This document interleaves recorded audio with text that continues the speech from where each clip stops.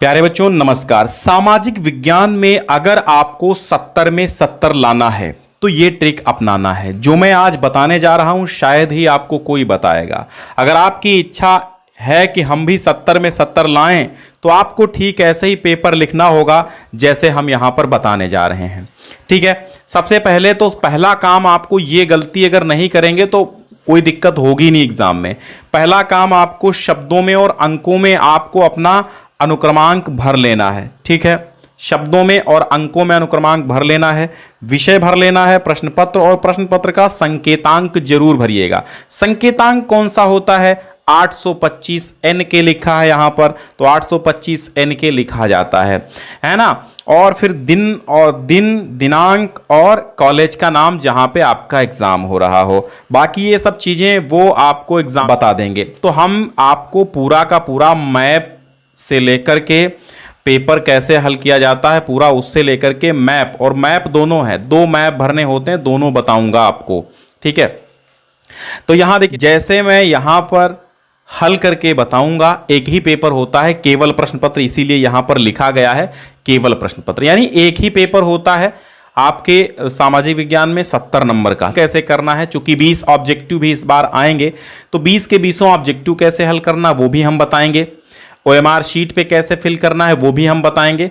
और आपको आज की इस वीडियो में बहुत ही इंपॉर्टेंट जानकारियां मिलेंगी जिससे आप 70 में 70 ला सकेंगे। ठीक है, तो कैसे हल करना, सबसे पहले तो 3 घंटे 15 मिनट का पेपर होगा। 70 पूर्णांक है। सामाजिक विज्ञान 2023, मुद्रित पृष्ठों की संख्या 12 पेज का है लगभग ये। तो प्रश्न पत्र 2 खंडों में है, आ बा में है। खंड आ में 20 बहुविकल्पीय हैं, खंड बा में 50 अंकों का पूरा का पूरा लिखना होगा। वर्णनात्मक प्रश्न होंगे। मानचित्र संबंधी 2 प्रश्न है, का विश्व का मानचित्र, भारत का मानचित्र। प्रत्येक यानी भौगोलिक और आपको राजनीतिक 2 मानचित्र मिलते हैं। विश्व का और भारत का छोड़ो, भौगोलिक और राजनीतिक 2 मानचित्र मिलते हैं। प्रत्येक प्रश्न के लिए निर्धारित अंक सम्मुख है। दिए गए मानचित्र को उत्तर पुस्तिका में मजबूती के साथ संलग्न करना होगा। और दृष्टिबाधित परीक्षार्थियों के लिए प्रश्न पत्र यानी मानचित्र जो है उसके स्थान पर अलग से प्रश्न लिखने के लिए दिए गए हैं। यानी जो दृष्टिबाधित हैं, जिन बच्चों को दिखाई नहीं देता, जो देख नहीं सकते हैं, उनको क्या करना है, उनको केवल क्या करना है, प्रश्नों के उत्तर दे देना है। ठीक है, सारे MCQ के उत्तर आपको OMR पे ही देना है, लेकिन हम यहाँ पर कॉपी में लिखकर आपको हल बता रहे हैं। फ्रांस में गणतंत्र की घोषणा कब हुई? 1848 ईस्वी में। सी यहाँ पर सही हो गया। फिर देखिएगा, यानी पूरा का पूरा पेपर भी हम आपको हल करा रहे हैं, ऐसा नहीं है कि केवल कॉपी लेके आए हैं, टोटल चीजें हम बताएंगे। जर्मनी में राष्ट्र राज्य के निर्माण की प्रक्रिया का जनक था ऑटो वॉन बिस्मार्क। तो यहां पर ऑटो वॉन बिस्मार्क एकदम सही जवाब आपका है। ठीक है, ये ऑटो वॉन बिस्मार्क आपका सही जवाब है। इसमें 1848 है। असहयोग आंदोलन का मुख्य कारण क्या था? असहयोग आंदोलन का मुख्य कारण था रॉलेट एक्ट। ठीक है, ए वाला सही है, तो यहां पर ए वाला लिख दिया गया है। फिर अगला प्रश्न, चौथा प्रश्न क्या कह रहा है? चौथा, वह उद्योगपति जिसने 1920 के दशक में लागत को कम करने का निर्णय किया है, ये कौन है? तो चौथे का हेनरी फोर्ड। तो यहां पर आप हेनरी फोर्ड टिक कर दीजिएगा। कपास की खेती के लिए सबसे उचित यानी सर्वोत्तम भूमि कौन सी है? तो काली मिट्टी है। यहां पर आपका उत्तर काली मिट्टी लिख देना है। चलते हैं अगले पेज पे। अगला पेज देख लाइन, तो सुंदरवन कहां है? सुंदरवन आपका मध्य प्रदेश, पश्चिम बंगाल, उड़ीसा। पश्चिम बंगाल में है, तो यहां पर सी ऑप्शन आपका सही है, पश्चिम बंगाल। ठीक, और यहां पर देखिएगा भारत के, देखियो आपको एग्जाम देते समय टिक नहीं लगाना, हम आपको बताने के लिए लगा रहे हैं। भारत के किस राज्य में प्रत्येक घर में छत वर्षा जल संग्रहण छतों का बनाना आवश्यक कर दिया गया है? तो ये कहां है? ये आपका तमिलनाडु में है। तो यहां पर आप प्रश्नोत्तर नंबर 7 और सी तमिलनाडु ऐसे तरीका है लिखने का। ठीक है, चाहे तो आप इसके सामने भी आप लिख सकते हैं, इसके सामने उत्तर, लेकिन ऐसे लिखे तो ज्यादा बेहतर रहेगा। तो यहां पर थोड़ा सा, हाँ, ये धान, इसमें रबी की फसल है धान, तो ये गलत है। यहां पर ये भी आपका उत्तर गलत हो जाता है, यानी 1 नंबर खिसक गया। इसलिए बुद्धि में प्रश्नों को रखना है, कायदे से ध्यान देना है। अब देखो यहां पर चना जो कि रबी की फसल है, चना किसकी फसल है? चना रबी की फसल है। धान खरीफ की फसल है।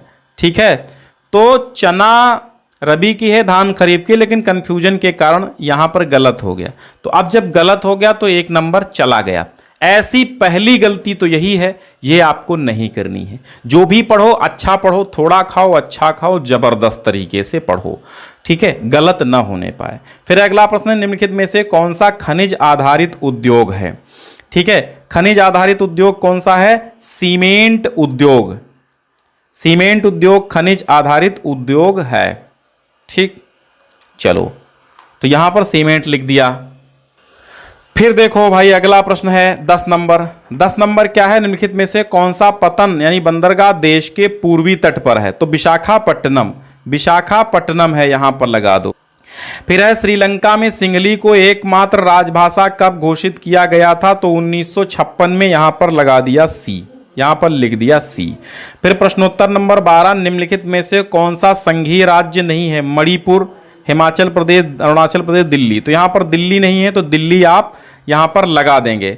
13वां प्रश्न जल्दी जल्दी कर लेते हैं। 13वां प्रश्न है, संयुक्त राज्य अमेरिका में सन 1954 से 68 के मध्य जो संचालित आंदोलन का क्या नाम था?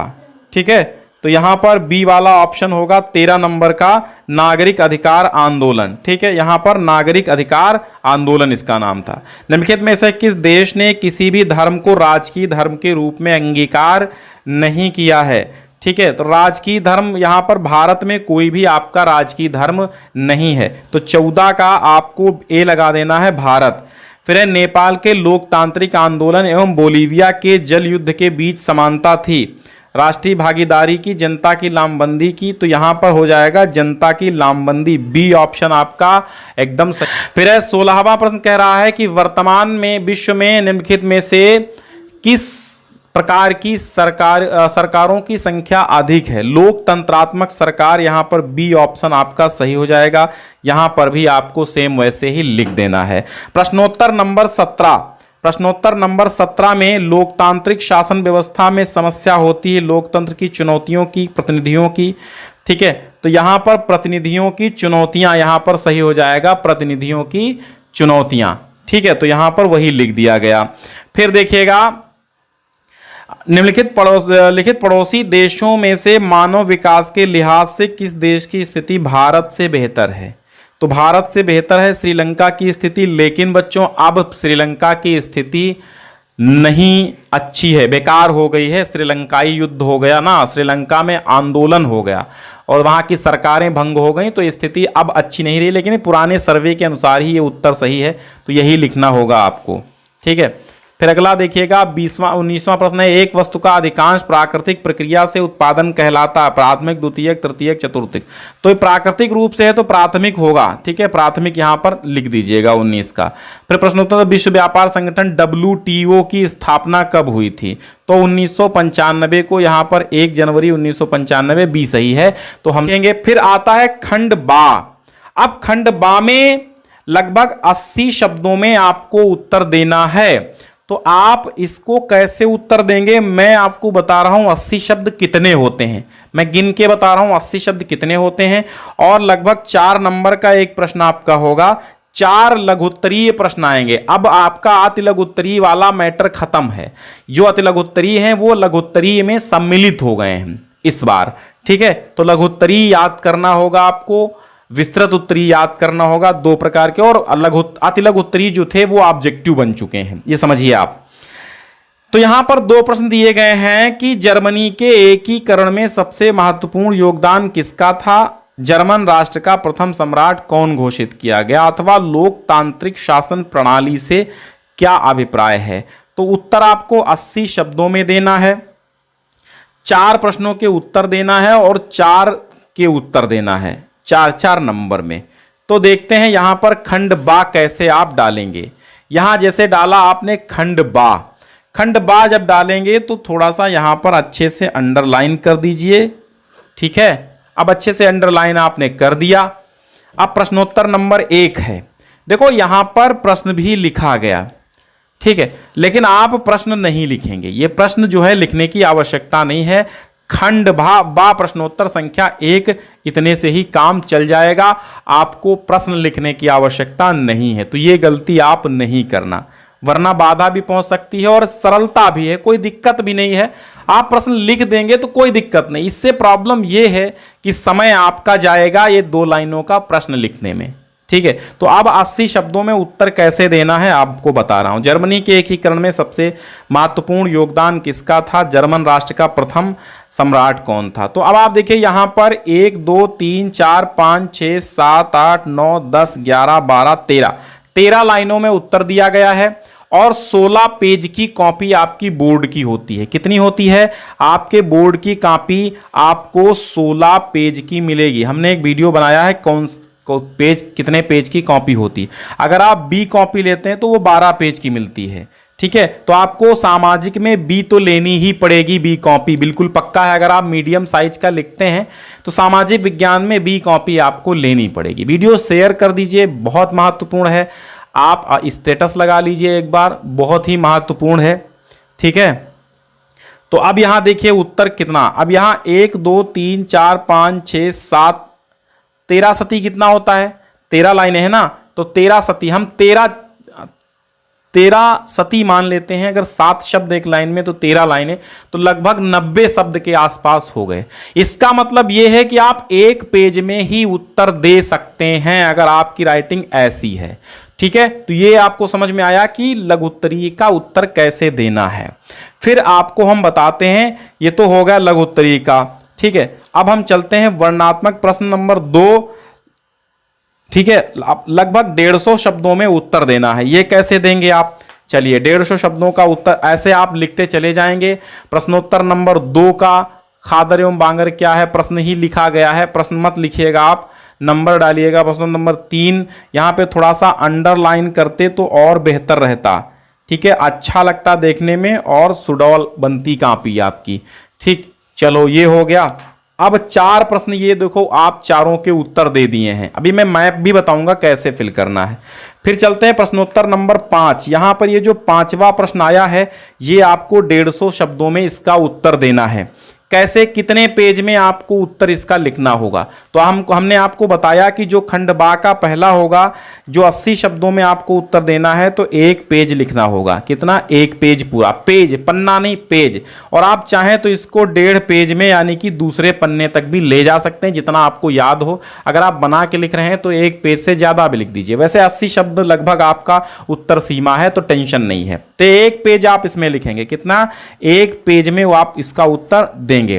फिर अब आता है ये 150 शब्दों में, इसका उत्तर आप लगभग 3 पेज में देंगे। कितने पेज में? लगभग 3 पेज में देंगे। 3 पेज से कम होगा तो सामाजिक विज्ञान है, सामाजिक विज्ञान में आप जितना लिख पाए उतना बेहतर है।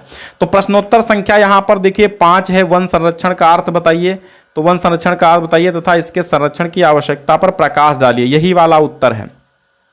इसको लिखते लिखते सबसे पहले देखिए हेडिंग अच्छे से डालिएगा। अगर हेडिंग आप अच्छे से नहीं डालते हैं तो नंबर कटने की संभावना है सामाजिक विज्ञान में। तो यहां पर देखो हेडिंग डाला, फिर इसके अंतर्गत लिखा, फिर हेडिंग डाला वन संरक्षण की आवश्यकता। यहां पर वन संरक्षण का अर्थ है तो यहां पर हेडिंग अर्थ डाल दिया। फिर कहते हैं संरक्षण की आवश्यकता, तो ये भी आपको हेडिंग बना लेनी है, संरक्षण की आवश्यकता। अब 1 2 3 4 करके यहां पर दूसरे पेज में आपको लिख देना है पॉइंट, ठीक है। तो दूसरा पेज भी आपका यहां पर भर गया। अब आता है तीसरा पेज। तीसरे पेज में 2.5 पेज ही हो पाया, लेकिन आप गिनेंगे तो 150 शब्द से ज्यादा इसका उत्तर हो चुका है। अब 150 शब्द से ज्यादा हो चुका है तो आपको टेंशन बिल्कुल नहीं लेनी है, यानी आपका काम हो चुका है, इस प्रश्न का उत्तर पूरा हो चुका है। इसी प्रकार दूसरे प्रश्न का उत्तर देखो, आधा पेज यहां हो गया, 1 पेज ये हो गया और 1 पेज ये, 1 पेज ये, यानी ये लगभग 3.25 पेज में आंसर आया है, 3.25 पेज में। तो प्रश्न के अनुसार आप उत्तर दे सकते। देखो ये 6ठा प्रश्न है, 6ठे प्रश्न में थोड़ा सा ये प्रश्नों का वर्णन ज्यादा था तो लगभग 3 पेज में आ गया। 1 पेज ये हो गया, ठीक है, और 1 पेज ये हो गया, 1 पेज ये हो गया, तो 3 पेज में उत्तर आया। तो लगभग आपको जैसे ही 7वां देखिएगा, 7वां प्रश्न भी 1 पेज ये हो गया और 1 पेज ये हो गया, ठीक है, 1 पेज ये हो गया और 1 पेज यहां, ये 2.5 पेज में आया। 8वां देखिए, 8वां प्रश्न कैसा है, 1 पेज ये होगा, ये भी 2.5 पेज। यानी पूरा निचोड़ आपका ये निकलता है कि अगर आप उत्तर देते हैं, अगर आप 80 शब्दों में उत्तर देते हैं तो 1 पेज, अगर आप 150 शब्दों में उत्तर देते हैं तो 2 यानी 2.5 से 3 पेज आपको लिखने ही लिखने हैं। कम से कम आप 3 पेज जरूर लिखिए, तभी आपको 70 में 70 मिलेंगे जब आप 3 पेज लिखेंगे। मैप कैसे भरना है वो मैं आपको बता देता हूं कि मैप कैसे भरना। अब हम देखते हैं मानचित्र कार्य। यहां पर एक प्रश्न आता है मानचित्र कार्य, तो अब यहां पर हमने उठा लिया मानचित्र। कहता है कि वह स्थान जहां कांग्रेस का वर्ष 1920 में अधिवेशन हुआ था। तो वर्ष 1920 में अधिवेशन हुआ था, यहां पर देखिएगा तो पहला, अच्छा ये ए नंबर, तो यहां पर आप डालेंगे ए, ठीक है। यहां देखो, यहां पे प्रश्नोत्तर संख्या का मानचित्र कार्य, तो का, तो यहां पर देखो का पड़ा है, का यहां प्रश्नोत्तर आप ऐसे डाल देंगे, प्रश्नोत्तर संख्या वैसे डालनी नहीं होती, जैसा वहां पे आपको बताया जाएगा वैसा करना। प्रश्नोत्तर संख्या का डाल लिया, ऊपर अगर कॉलम है यहां पर नाम और क्लास और रोल नंबर वगैरह, नाम तो नहीं डालना होता, रोल नंबर और क्लास डालनी होती है आपको, ठीक है। तो यहां पर देखो, यहां पर ए का उत्तर इन्होंने दिया, वह स्थान जहां कांग्रेस का, तो यहां पर लिखिएगा ए लिखा है, फिर कलकत्ता 1920, और यहां पर जहां पर वो स्थान है वहां पे मोटा सा गोला, तो ये भारत में कहां पर स्थान है, यहां पर आएगा, तो यहां पर कलकत्ता हो गया। दूसरा प्रश्न ये है, ठीक है। दूसरा प्रश्न क्या है, दूसरा वह स्थान जहां कांग्रेस का वर्ष 1927 में अन्य अधिवेशन हुआ था। 1927 में अन्य अधिवेशन, तो ये वाला हो गया गलत। 1927 में अन्य अधिवेशन नहीं, 1920 में ही अन्य अधिवेशन हुआ था। तो यहां 27 की जगह 20 अगर है तो सही हो जाएगा, यहां 20 अगर है तो सही है। तो यहां पर बी का नागपुर में अन्य हुआ था 1920 में, तो नागपुर कहां आएगा, नागपुर यहां पर आ जाएगा। तो यहां पर आप गोला करेंगे और ऐसे एरो बना के लिख देंगे। फिर जलियांवाला बाग हत्याकांड, तो यहां पर अमृतसर पंजाब, तो यहां पर आप ऐसे लिख देंगे, इधर भी लिख सकते हैं, सी वाला उत्तर है ये। फिर वह स्थान जहां चौरी चौरा कांड हुआ था, तो डी, यहां पर डी है, चौरी चौरा गोरखपुर, तो यहां गोरखपुर उत्तर प्रदेश में है, तो यहां उत्तर प्रदेश में, ये यूपी है, तो यहां पर यूपी में आप भर देंगे। फिर अंतिम है वो स्थान जहां सविनय अवज्ञा आंदोलन हुआ था, तो दांडी गुजरात में हुआ था, ई यानी 5वां, यहां पर दांडी आप फिल कर देंगे। अब आता है दृष्टिबाधित। दृष्टिबाधित क्या करेंगे, इसके उत्तर कॉपी में लिखेंगे, तो उनको लिख लेना है। फिर देखिएगा भौगोलिक मानचित्र आता है और खंड खा, तो यहां पर ये दूसरा हमारे पास है खा वाला, ठीक है। तो ये हटा देते हैं, कॉपी आपको बता ही दी। यहां पर खंड खा है, ठीक, तो खंड खा यहां पे बता रहा है आपको, क्या कह रहा है कि दिए गए निर्देशानुसार आपको लिखना, गन्ने का सबसे बड़ा उत्पादक राज्य क्षेत्र इस चिन्ह द्वारा दर्शाइए। चिन्ह द्वारा भी दर्शाना है आपको। तो यहां पर गन्ने का उत्तर प्रदेश है, तो उत्तर प्रदेश जहां जहां है किस चिन्ह द्वारा, इस चिन्ह द्वारा, तो यहां पर ऐसे ऐसे कर देना है, यहां पे ऐसे ऐसे, ठीक है। यानी इससे पता चलेगा कि ये उस चिन्ह द्वारा दर्शाया गया है, ठीक है, पूरा उत्तर प्रदेश जहां पर ये क्षेत्र है। फिर कहता है कोई एक चाय उत्पादक क्षेत्र, बी वाला, तो बी यहां पर है असम, असम चाय उत्पादक क्षेत्र है, तो असम की जगह यहां पर ऐसे ऐसे जो भी चिन्ह है यहां पर उस चिन्ह द्वारा, चाय उत्पादक क्षेत्र द्वारा ऐसे ऐसे आप जैसे जैसे उसमें बताया गया उसी चिन्ह द्वारा यहां पर दर्शा देंगे कि यहां पर चाय का क्षेत्र है।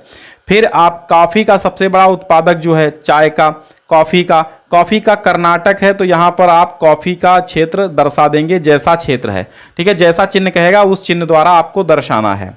फिर है सलाल बांध, चिन्ह इस चिन्ह द्वारा दर्शाए। सलाल बांध कहाँ है, सलाल बांध यहां पर है, तो सलाल बांध ऐसे ऐसे चिन्ह द्वारा दर्शाना है, तो दर्शा दीजिए, ठीक है, इस चिन्ह द्वारा दर्शाना है, दर्शा दीजिए।